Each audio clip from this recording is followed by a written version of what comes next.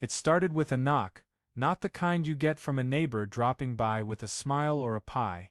No, this one was sharp, repetitive, irritated, 3 quick raps that screamed, "We're not here to chat." I wiped my hands on the kitchen towel, fresh from washing the lunch dishes, took a deep breath, and opened the front door of our 2-story home in Pinewood Estates, Texas, not expecting that door to swing open into a nightmare. 2 people stood on the porch, their postures stiff like officials in a movie. Not cops, but they had that overconfident air, the kind you see in people who think they hold the power of life and death. They wore identical navy polo shirts, Pinewood Estates HOA badges glinting in the sun like sheriff stars. The woman stood in front, about 50, blonde hair cropped neat and not a strand out of place below her collar. Her lips were pursed, her eyes sharper than the knock had been. Helen Voss, HOA president. Everyone in the neighborhood knew her. She was the type who read the bylaws like scripture, and treated a misplaced trash can like a capital offense. Next to her was Carl Brenner, clutching a clipboard, his face feigning ease like he'd rather be anywhere else, though I'd bet he got a kick out of seeing someone get fined.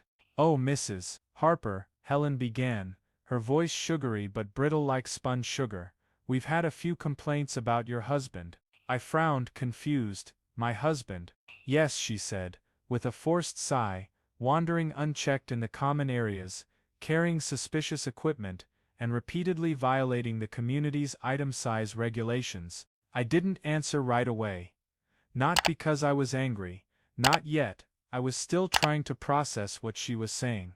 Mike, my husband, 52, with chronic obstructive pulmonary disease, only left the house for light walks in the park on doctor's orders. He carried a portable oxygen tank, a compact thing, slung over his shoulder, with a tube running to his nose to keep him alive. He couldn't go more than a few steps without resting, a once strong Dallas mechanic now too weak to hold a wrench. I blinked. "You're talking about his oxygen tank." "Precisely," Helen said, her voice sharp like she was reading an indictment. "It exceeds the allowable size under HOA Rule 12B, it obstructs visibility, poses a tripping hazard, and disturbs other residents, especially children." "Because of the oxygen tank," I repeated. "Because of an unapproved device," Helen corrected, her tone colder, emitting noise, with tangled cords. "We've received 3 written complaints, and several verbal ones." I took a slow breath. "It's not a device, it's an oxygen tank. My husband has COPD, that tank keeps him alive." Helen gave a tight smile, the kind that didn't reach her eyes. "We understand your position as a family member. However, community rules apply to everyone. Your husband can use a standard-sized item in the common areas like all other residents." I paused, rubbing my face. "Standard size, do you know what that tank does?" I asked, my voice rising. Helen tilted her head. "I believe you just mentioned something about lungs." My pulse quickened. "It's specially designed. It delivers oxygen, regulates breathing, has an emergency backup. It's not just an oxygen tank, it's his lifeline." Carl finally spoke, eyes glued to his clipboard. "There's no medical exemption on file for your household." "I sent it," I snapped, 6 months ago, twice." "Well," Helen said, her voice brightening, ignoring me. "Consider this your official notice." She pulled a sheet from her slim folder and handed it to me. The paper was crisp, the HOA logo stamped at the top like a judgment seal. I took it, read it twice, then a third time, each word drilling into my skull. "Violation notice, non-compliant item in common area, behavior, persistent use of oversized or substandard equipment in public spaces, immediate correction required." "You're fining my husband, because he needs to breathe?" I asked, my voice low.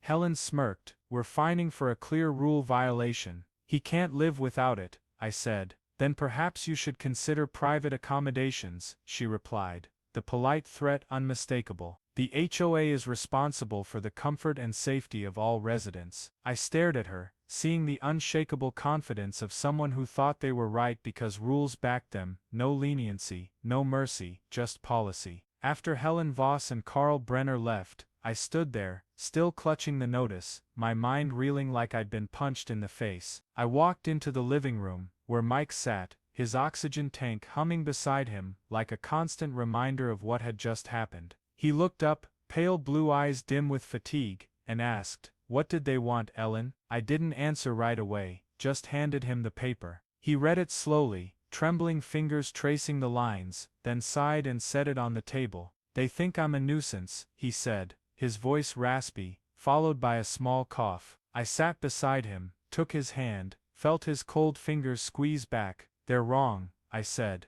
but inside, I knew this wasn't over. The next morning, I went to get the paper from the porch, and that's when I saw it. A bright yellow sheet taped smack in the middle of the front door, like a slap to the face. I ripped it off, hands shaking slightly, as I read the bold print. Violation notice. Non-compliant item in common area. Behavior. Use of oversized or substandard equipment in public spaces. Immediate correction required. I read it again twice, then a third time, each word like a knife. They weren't stopping at yesterday's warning, they were pushing this further. I stormed inside, slammed the door, and called to Mike from the living room. "They sent another one," I said, my voice higher than usual. He frowned, coughed. "What?" I handed him the paper, stood there watching him read, my hands clenching into fists without me noticing. "They're fining you for existing," I said, my voice trembling with anger. Mike shook his head, tried to smile but couldn't. "I'm just walking, Ellen. I'm not bothering anyone." I knew he was right. Mike wasn't the type to cause trouble. He just wanted to live, to breathe,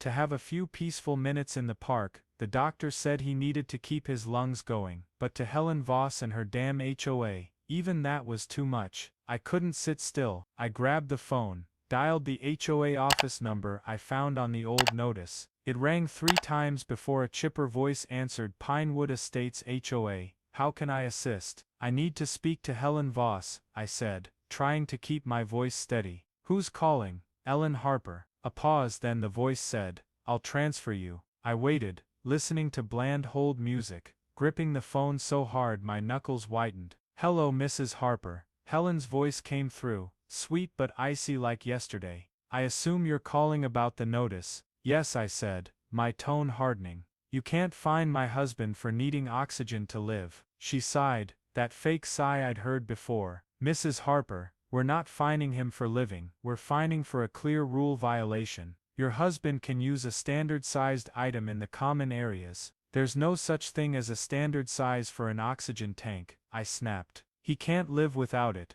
"Then perhaps you should consider private accommodations," Helen replied, her voice flat like she was reading a script. "The HOA is responsible for the comfort and safety of all residents." I froze, incredulous. "What did you just say?" "You're telling me to move because my husband needs to breathe." "I'm telling you to comply with the rules," she corrected, her tone colder. "We've received complaints, and we're acting on our duty." I heard Carl mutter something in the background, but Helen overrode him. "This is your final notice, Mrs. Harper. Correct it, or we'll take stronger measures." She hung up before I could reply. I stood there, phone in hand, breathing hard. Mike looked at me from his chair, the oxygen tank humming steadily. "What'd they say?" he asked. I turned, fighting tears. "They said you're a nuisance, and if you don't ditch the tank, they'll do something worse." He went quiet, then said, "I don't want to cause trouble, Ellen." But I shook my head, slamming the phone on the table with a clack. "No, Mike, they're the trouble, and they're not getting away with it." I stared at the yellow notice on the table, then at Mike, and right then, I knew I couldn't let this go. Helen Voss thought she could bully us with a few stupid rules. She was wrong. I didn't know what would happen next, but I swore I'd make her regret stepping onto my porch. After that call with Helen Voss, I couldn't sleep. Mike's oxygen tank hummed steadily from the bedroom, but it wasn't a comfort anymore. It was a warning, reminding me that what kept him alive was under threat. I sat in the kitchen late into the night, staring at the crumpled yellow notice on the table, hands wrapped around a cold coffee mug. I didn't know what to do, but I knew I couldn't let them win. Not Helen, not Carl, not that damn HOA. By the next evening, I tried to keep things normal for Mike. He didn't like conflict, didn't like trouble, he just wanted to live quietly, and I didn't want him worrying more. I made a casserole from leftover beef in the fridge, added some garlic bread he liked.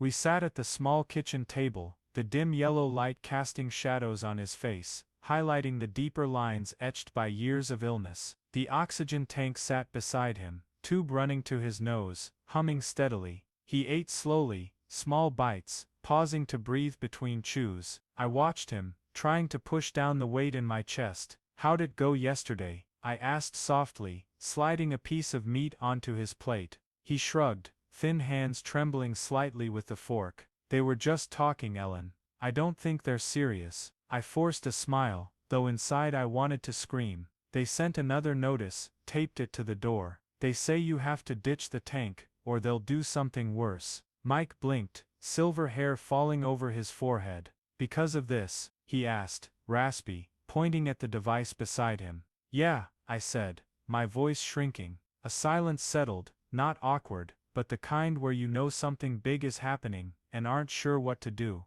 Mike looked at me, then down at his plate, like he was deciding if he should worry. "So I'm in trouble?" he asked, looking up with that innocence I'd always loved, the kind he'd kept even after his lungs stole his strength long ago. "No honey," I said, forcing a smile, they think the tank's a problem." He frowned, "Because it helps me breathe." I nodded, not knowing what else to say. He went quiet for a bit, then set his fork down, sighing with a dry cough. "So I can still go to the park, right?" he asked, his voice light like he didn't want to stress me more. I hesitated. Pinewood Estates Park was public land, city-owned, open to everyone. But here the HOA controlled it all, the grass, the benches, the trash cans, and to them, control meant enforcing rules, their way, making it their reality. I exhaled slowly. "Just keep the tank with you, close, okay?" Mike nodded, like that settled it, like keeping the tank closer would shield him from people who wanted to deny it existed. I reached across the table, took his hand. He squeezed back, like always though weaker than I wished. "I don't want to be a bother," he said, eyes down. "I know," I replied, my voice catching, "but I won't let them do this to you." He gave a faint smile, tired but warm. "You've always been tougher than me, Ellen." I got up to clear the plates, keeping my hands busy so my mind wouldn't spin. Mike didn't fully get it, he never had. To him, it was just a silly talk with some officious people, but to me, it was a threat. Helen Voss wasn't just sending fines, she was targeting what kept my husband alive. I washed the dishes, hot water turning my hands red, but I felt nothing but the simmering anger inside. When I turned back, Mike had gone to bed, the oxygen tank's hum echoing from the hall. I stood in the kitchen, staring out the dark window where the neighborhood park sat a few blocks away. I didn't know that, in just a few days, it wouldn't be warnings or papers anymore. It had become something irreversible. But right then, in the quiet kitchen, I knew one thing: I wouldn't let them take Mike's breath. Not today, not ever. I'd told Mike to keep the tank close, but I didn't realize that wouldn't be enough to protect him. After that dinner, he still wanted to go to the park, not out of stubbornness, but because he needed fresh air, needed a few minutes to feel alive. I let him go, thinking Helen Voss and Carl Brenner wouldn't dare do more than send stupid fines. I was wrong, horribly wrong. It happened on a clear afternoon, a light breeze blowing through Pinewood Estates. Families were out enjoying the nice day, kids running, parents chatting on benches. Mike had his oxygen tank, tube secured to his nose, and carried an old basketball he liked to fiddle with when he rested. He wasn't running, wasn't bothering anyone, just sitting on a stone bench near the path, breathing deeply through the tank, listening to its steady hum. I wasn't there, I was home, wiping down the kitchen,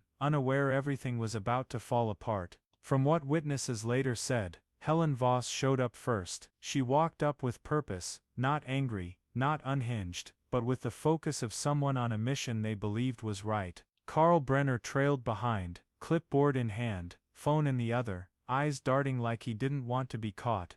They didn't greet, didn't explain, just went straight for Mike. He looked up, wheezing slightly, taking a sip from a plastic water bottle when Helen spoke, her voice flat. "Your device violates community rules." Mike blinked, confused, set the bottle down. "What?" he asked, weak but clear. Helen pointed at the oxygen tank. "It's not allowed here," He shook his head, tried explaining like before. This is my oxygen, I need it to breathe. But Helen didn't listen, no questions, no warning, no checking what he was doing. Carl stepped forward, grabbed the tank's strap. What happened next lasted seconds, but it plays like a slow nightmare in my head when I heard it. Carl yanked the strap off Mike's shoulder, the tank's weight shifted, the tube ripped from his nose, air stopped flowing. The tank hit the ground, clanging against the stone path with a dry metallic thud, and then Mike fell. Not a slow faint or a slide, he collapsed. No cry, no warning, just a sudden drop like a puppet with cut strings. He hit the ground face first, cheek pressed to cold stone, his wheezing turning to a faint rasp, then nothing. The tank lay a few feet away, tube dangling like a torn vein. Someone screamed, a mom nearby, pushing a stroller, yelling for help. Another shouted, "Call 911. Helen stood there, unmoving, face blank, like she'd just tossed an annoyance aside, not stolen a man's breath. Carl stepped back, clutching his clipboard tighter, eyes wide but doing nothing. A crowd gathered, an old man knelt to try chest compressions, but Mike didn't respond. Sirens wailed in the distance, but to me when I found out, it felt centuries too late. The phone rang, while I was wiping the kitchen table. I picked up, heard a shaky voice on the other end. "Your husband collapsed at the park, ambulance is coming."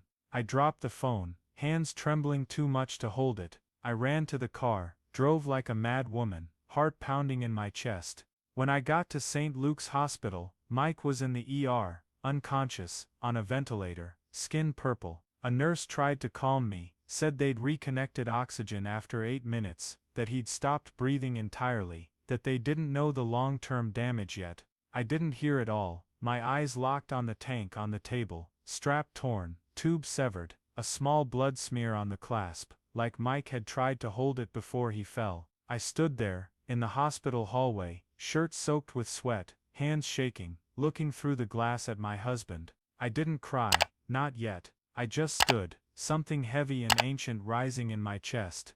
This wasn't a mistake, this wasn't ignorance. They'd put hands on what kept him alive and ripped it away like trash. And right then, I made a silent promise. Helen Voss and Carl Brenner wouldn't get away with this. When I stood in St. Luke's Hospital hallway, looking through the glass into the ER where Mike lay, everything blurred. The beeping machines, the nurses' hurried steps, the doctor's whispers, all background noise, unable to pierce the fog in my head. Mike was there, unconscious, skin purple, wires crisscrossing him like a web, a breathing tube in his mouth, chest rising unevenly with the machine. I wanted to rush in, grab his hand, scream for him to wake up, but my feet felt nailed to the floor. A young nurse, hair tied high, approached, her voice soft but careful. "Mrs. Harper, we've reconnected his oxygen. He stopped breathing for 8 minutes before the paramedics got him here. We don't know the long-term damage yet." I nodded, not really listening, eyes fixed on the battered tank on the table by his bed. Strap torn, tube split, a small blood smear on the metal, Mike's handprint, like he'd tried to hold it as he fell. I pictured him in the park, panicking, grasping for his last breath, while Helen Voss and Carl Brenner watched. Anger surged, but fear crushed it, fear I might lose him forever. A doctor came out, a middle-aged man with tired but kind eyes, white coat wrinkled like he'd just finished a long shift. He led me to a corner of the hall, speaking low like the walls might hear. The tank was pulled off too hard, tube snapped, system shut down instantly. By the time paramedics arrived, his lungs were full of fluid. He went 8 minutes without oxygen to his brain, before we got him going again. I nodded, mechanical, like he was talking about the weather. "The damage might be irreversible," he added, voice lower. I didn't reply, just sank into a hard plastic chair, hands clasped so tight my knuckles went white. My phone buzzed in my pocket, but I didn't check it. No text, no email, no call mattered more than the simple unbearable truth. My husband lay there, still, because 2 people thought an oxygen tank was a rule violation. I looked through the glass again, saw his chest rise with the machine, and helplessness flooded me. Mike wasn't just my husband, he was the man who fixed cars in the Dallas sun, who laughed loud teaching me to drive stick, who held me through nights he coughed his lungs raw. Now he lay there, fragile like never before, and I couldn't do a damn thing to stop it. I blamed myself. Why didn't I go with him that day? Why didn't I keep him home, tell him to forget that damn park? I remembered his words last night, so I can still go to the park, right? And my forced smile when I said, just keep the tank close. I'd thought that was enough, but no, Helen and Carl turned my advice into a joke. They didn't just send fines, didn't just threaten, they put hands on what kept him alive and ripped it away like garbage. I stood, walked to the table where the tank sat. I touched it, fingers tracing the dried blood, picturing Mike falling, face hitting the ground,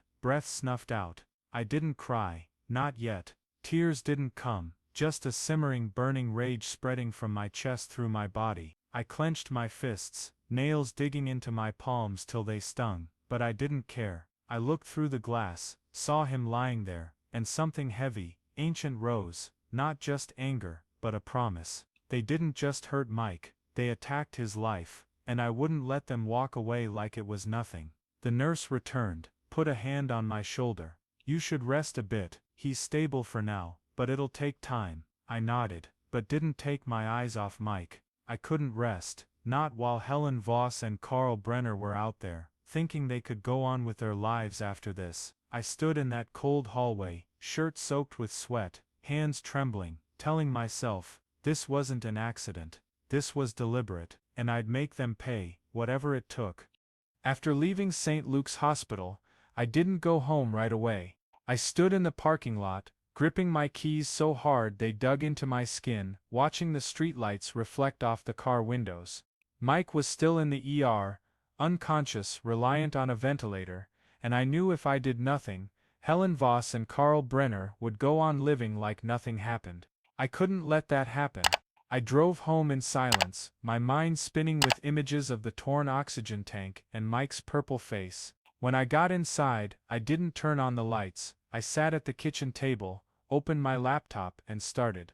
I'm no lawyer, not like Mike used to joke I should be with my stubborn streak, but I'd worked as an admin for an insurance company in Dallas, sifting through stacks of legal papers, and I knew how to dig for information. I called Tom Grayson, an old friend of Mike's from his mechanic days. Tom was a lawyer, not the big litigation type, but he owed Mike a free car fix once, and I knew he'd help. I called at midnight, voice shaking. Tom, Mike almost died. The HOA did it. I need you. Tom yawned, but when he heard me out, his voice sharpened. Meet me tomorrow morning. Bring everything you've got. I didn't sleep. I dug through files, the medical exemption I'd sent the HOA 6 months ago, hospital bills from Mike's past stays, the doctor's letter explaining he needed the oxygen tank to live. I tracked down Lisa Monroe, the mom who filmed at the park. She texted back fast, emailing me the video. I watched it over and over, each time like a stab. Helen saying your device violates rules, Carl yanking the tank, Mike collapsing. I noted every detail, hands trembling as I typed, but I didn't stop. This wasn't just anger, it was war, and I needed weapons. The next morning, I met Tom at his small office, a room stuffed with papers and the smell of stale coffee. I gave him the video, the documents, and told him everything, from Helen's knock to the park scene. Tom watched the video, his face darkening. This isn't negligence, Ellen, this is assault. We can go criminal, endangerment assault, and civil for negligence and overreach. I nodded. I want them to pay, Tom, not just fines, I want them in jail. He nodded, scribbling fast. I'll file today. But we need stronger evidence, internal emails, HOA minutes, anything showing they knew and did it anyway. Tom filed a criminal suit against Helen Voss and Carl Brenner for endangerment assault, plus a civil suit against them and Pinewood Estates HOA for negligence, overreach and severe harm. He requested a court discovery order, every email, text, HOA record about Mike. I didn't expect that. Just days later, what we'd find would change everything. When the discovery order hit, the HOA had to turn over documents. Tom and I sat in his office, opening email files from their server. And then I saw it, an email from 6 months ago, from Mike's doctor, sent to Helen Voss. Subject, medical exemption for Michael Harper. It was clear, Mr. Harper has end-stage COPD, requires a portable oxygen tank at all times. This device is his lifeline, not to be interfered with in any way. Attached were medical charts, emergency instructions, everything I'd sent. Helen had read it, there was a receipt, and forwarded it to Carl, with "Don't care. He's still a nuisance." Carl replied, "So what do you want to do?" Another email from Helen, hours later, "Track him. We need to squash this before it sets a precedent." I read it again and again, gripping the table edge, so hard my nails dug into the wood. They knew the tank was Mike's lifeline, knew he couldn't live without it, and they did it anyway. This wasn't a mistake, it was deliberate. Tom looked at me, voice low. "Ellen, with this we can push for aggravated assault, maybe conspiracy too." I didn't speak, just nodded. I pictured Helen in her HOA office, typing those words with her fake smile, pictured Carl nodding along without question. They didn't just yank the tank, they'd planned it, saw Mike as a problem to handle. I looked at Tom, voice hoarse. "I want them to lose everything, Tom. Prison, reputation, all of it." He nodded. "We'll get it, this is damning." I left the office, clutching the email copies, my heart heavy but no longer helpless. Mike was still in the hospital, but now I had something to fight with, not just for him, but to make sure this didn't happen to anyone else. Helen and Carl thought they could hide behind rules. They were wrong. I'd make them face the consequences, step by step. After leaving Tom's office, I went back to St. Luke's Hospital, carrying Helen Voss's email copies, like a talisman. I didn't know if Mike could sense I was fighting for him, but I needed him to know, even through his faint breaths, that I wouldn't give up. I walked into the ICU, the cold white light hitting his face, less purple now but still motionless. The ventilator hummed, his chest rising with its help, and I sat by his bed, taking his hand. It was cold, but I felt a slight squeeze, small but enough to make my heart pound. The doctor called it a miracle, not the movie kind, but the kind medical teams pull off with hands and machines. They'd removed the tube from his mouth, switched to nasal prongs, and he started breathing on his own, weakly. I was there when he first opened his eyes, pale blue and hazy from drugs and exhaustion. He looked at me, lips moving but no sound. "Mike," I whispered, tears spilling despite my efforts. "You're okay, I'm here." He squeezed my hand again, faint and rasped, "Don't let them win, Ellen." His voice was rough, broken, but I heard it. I nodded, wiping my eyes. "I won't." Mike woke up, but not like before. He slurred words, hands shook trying to hold a cup, and every breath wheezed. The doctor said 8 minutes without oxygen left marks, brain damage might not fully heal, but he survived, and to me, that was enough to keep going. I stayed with him daily, bringing the new oxygen tank from home, carefully fitting the tube to his nose. He looked at me, tried to smile. "I don't want you worrying," he said, voice weak. "But I have to, Mike," I replied. "And I'll make them pay." Pressure didn't just come from the hospital. As word of the incident spread, Pinewood Estates split. Some neighbors visited, bringing flowers and kind words. Lisa Monroe, who filmed it, came with red eyes, saying, "I can't believe they did that. I'll testify if you need me." But not everyone stood by us. One night, I found a note slipped under the door, not an HOA notice, but handwritten. "Don't make this bigger. We don't want HOA trouble." I tore it up, tossed it in the trash, but it chilled me. They feared Helen Voss, feared her absurd power, and I knew I wasn't just facing two people, but a system. Ray Harper, Mike's brother, came as soon as he heard. A former soldier, tall, with a voice like thunder, and no patience for bureaucracy. He stormed in, hugged me so tight, I nearly choked, then asked, "Who did this to my little brother?" I told him everything, showed him the video. Ray slammed his fist on the table, face red. "I'll find that woman, and snap her neck," he growled. I grabbed his arm, pulled him back. "No, Ray. We do it right, through the courts, but I need you here." He nodded, though I saw he still wanted to handle it his way. I started journaling every night. When Mike slept in the hospital, and Ray snored on my couch, I wrote it all. Fear of losing him, rage at Helen and Carl, plans with Tom. They thought they could kill him and walk away, I wrote, hand shaking as the pen moved. But I won't let them win, ever. Those pages kept me sane, kept the fire alive when everything felt too heavy. The divided community left me isolated, but not deterred. A few stood with me, Lisa, an elderly couple who'd seen Mike walk, but most stayed silent, scared of HOA retaliation. I didn't blame them, but I didn't need them. I had Mike, Ray, Tom, and most importantly, evidence: Helen's email, Lisa's video. I sat in the kitchen, staring at the papers on the table, and the helplessness from the hospital faded. Mike was recovering, slowly, and I'd use every ounce of strength to protect him. Helen and Carl didn't know who they'd pissed off, but they'd find out soon. When Mike was strong enough to leave the ICU, I knew it was time to face Helen Voss and Carl Brenner in court. Tom Grayson sped things up, criminal and civil suits filed, trial set at the Texas District Court, not far from Pinewood Estates. I couldn't sleep the night before, sitting in the kitchen with papers and journals, rereading Helen's email. Don't care. He's still a nuisance. Each word fueled the fire in me. Mike lay in bed, oxygen tank humming, and I whispered to him, "Tomorrow, I'll make them pay." The trial began on a crisp morning, the courtroom packed, local media showed up, cameras lined the back, sketch artists flipped pages as doors opened. I wheeled Mike in, frail, pale, oxygen tube fixed to his nose. He said nothing, just stared ahead, pale blue eyes dim but steady.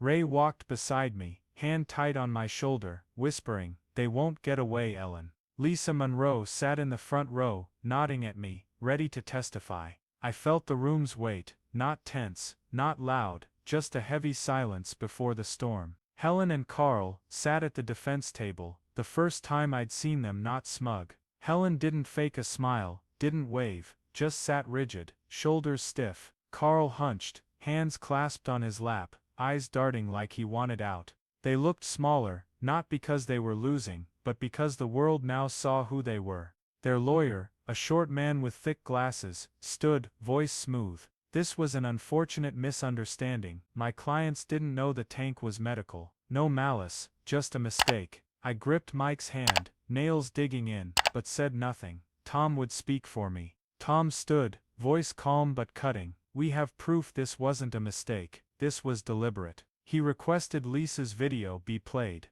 The room dimmed, a big screen lit up, and I felt everyone's breath catch. The video rolled, shaky footage from the park, Mike on the bench, tank on his shoulder, sipping water. Helen stepped into frame, Carl behind. "If we let him break rules, others will follow," Helen said, voice clear through the speakers. Then quieter, almost a whisper, "Teach him a lesson." Carl yanked the tank, strap snapped, tube fell, and Mike collapsed. A thud, then silence. Lisa's scream cut through, "Call 911. Someone in the courtroom gasped, another covered their mouth, but no one spoke. The video stopped, screen black. Tom faced the judge, a middle-aged woman, with a stern face. "We request all HOA internal communications be reviewed." The judge nodded, and Tom presented the emails, each cold line projected on screen. "The doctor's email from 6 months ago. This device is his lifeline, not to be interfered with."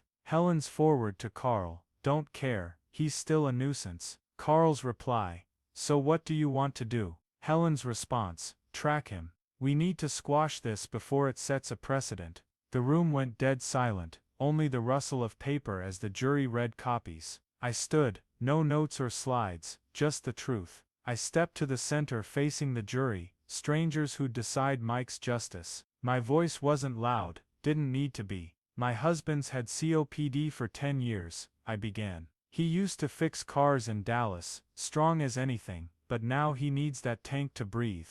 We moved to Pinewood Estates for peace. That tank gave him freedom, to walk, to live like a person. But they," I pointed at Helen and Carl, "ripped it away. No questions, no care, just because it didn't fit their aesthetic." Helen took the stand, sobbing, voice shaky. "I didn't mean harm. I didn't know it was that important." But the jury didn't budge, they sat still, listening.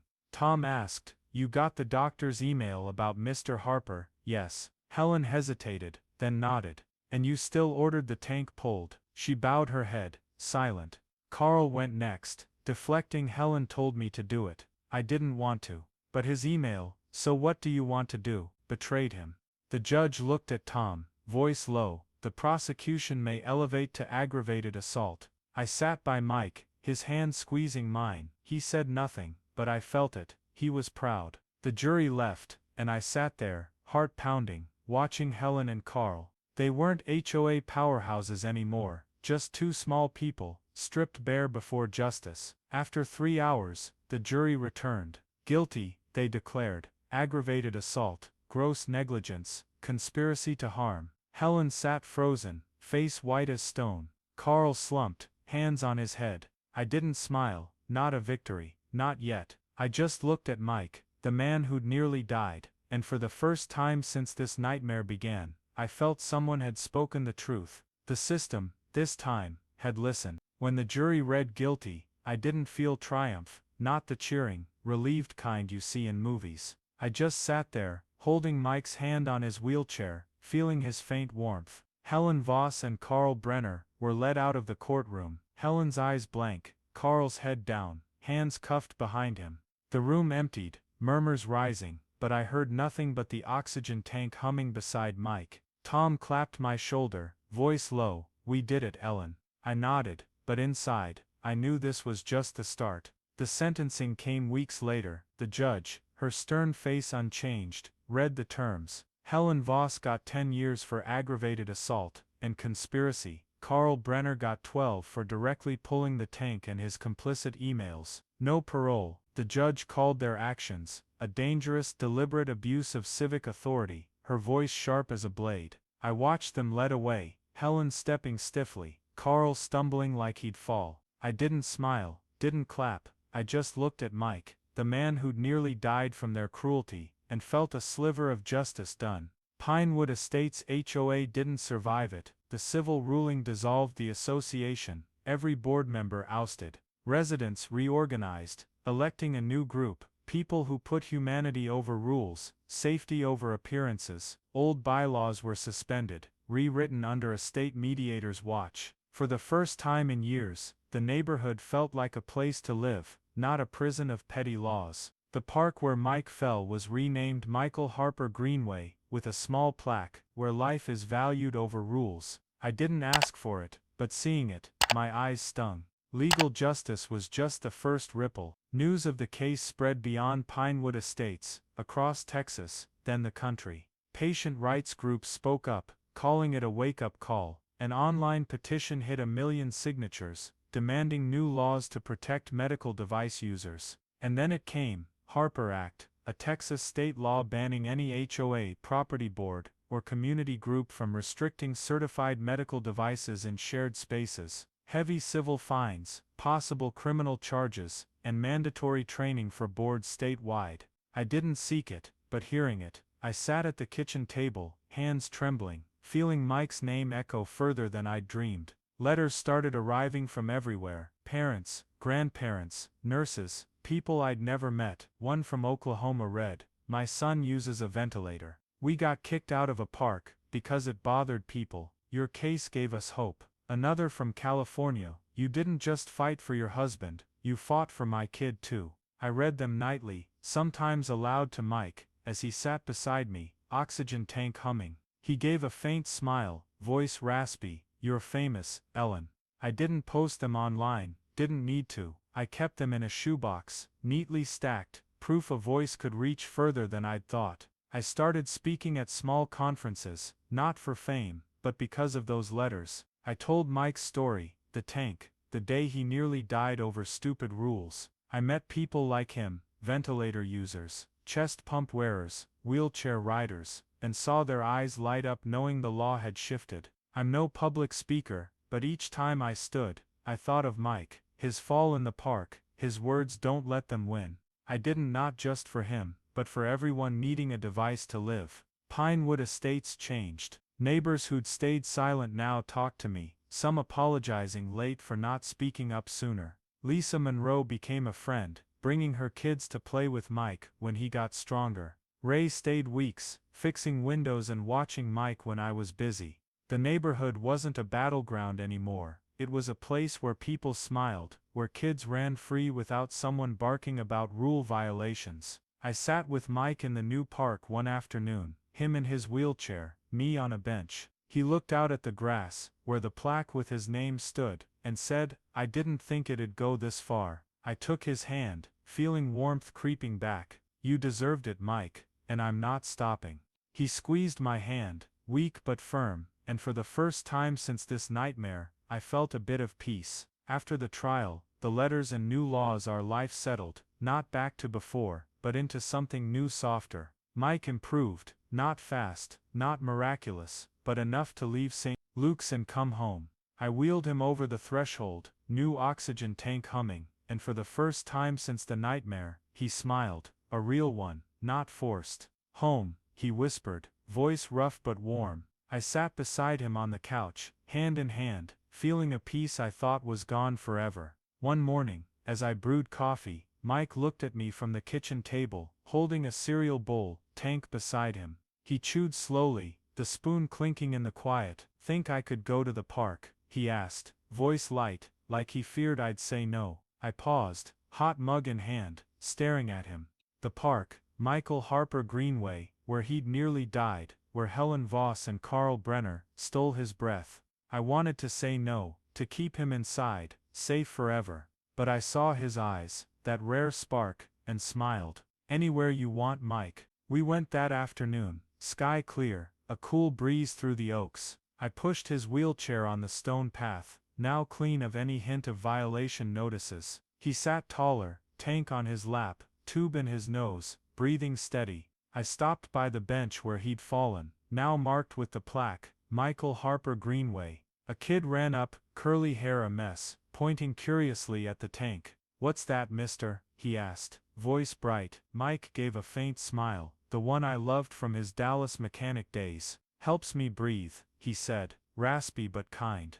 The kid nodded, ran off, and I saw Mike's eyes light up, not with pain, but a small joy. I sat beside him, watching kids play on the grass, laughter echoing where shouts once ruled. No rule signs, no HOA glares, just people, living, breathing free. I held his hand, feeling warmth grow through his thin fingers. How do you feel? I asked. He turned, squeezed my hand, like I'm alive again, Ellen. I nodded, throat tight, but I didn't cry, not this time. This was the moment we'd fought for. Pinewood Estates was different now. Neighbors who'd stayed quiet greeted me as I passed. Some brought pies, offering late apologies for not speaking up. Lisa Monroe became a close friend, stopping by with her kids, chatting with Mike about normal days. Ray went home, but before leaving, he hugged me tight and said, "You made me proud, Ellen."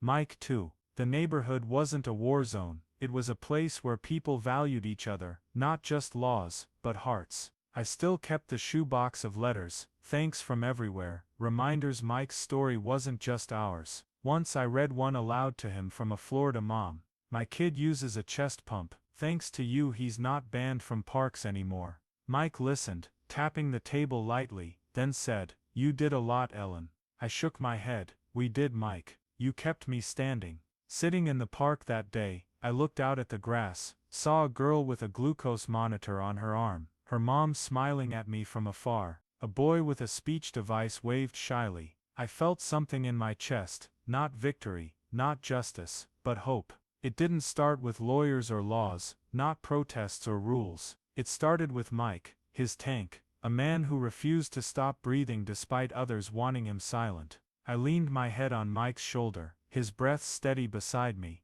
"I think we're okay," I said, voice small. He nodded, hand squeezing tighter. "We're okay, Ellen." And for the first time after it all, I believed it. The park named for him wasn't just where he nearly died, it was where he lived, where we found each other again.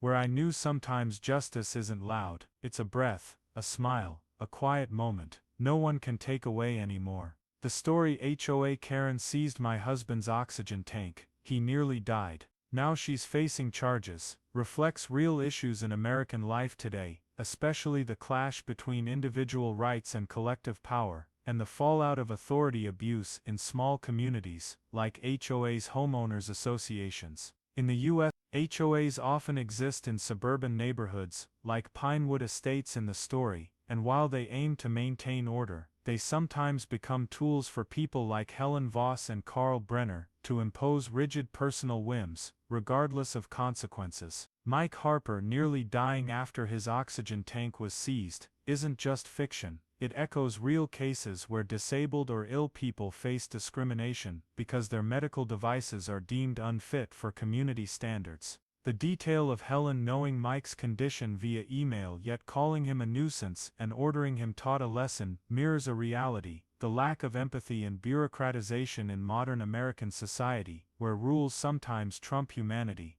Ellen's response from pain at St. Luke's to relentless litigation shows the power of individuals facing injustice, a core American value of freedom and accountability. The outcome with the Harper Act and Pinewood Estates transformation also reflects today's trends. Community movements and laws increasingly protect disability rights, like the Americans with Disabilities Act, ADA. The takeaway is, don't stay silent against injustice, even from seemingly small sources like an HOA. Act like Ellen, gather evidence, Lisa's video emails, seek support Tom Ray, and fight persistently. In real U.S. life, if you face overreach from a boss, neighbor or board, use the legal system and your voice. Mike's story reminds us every breath matters, and defending it isn't just a right, but a duty in a free society. Thanks for following Ellen and Mike's fight against injustice. Subscribe to the channel to catch more inspiring stories of human strength against adversity.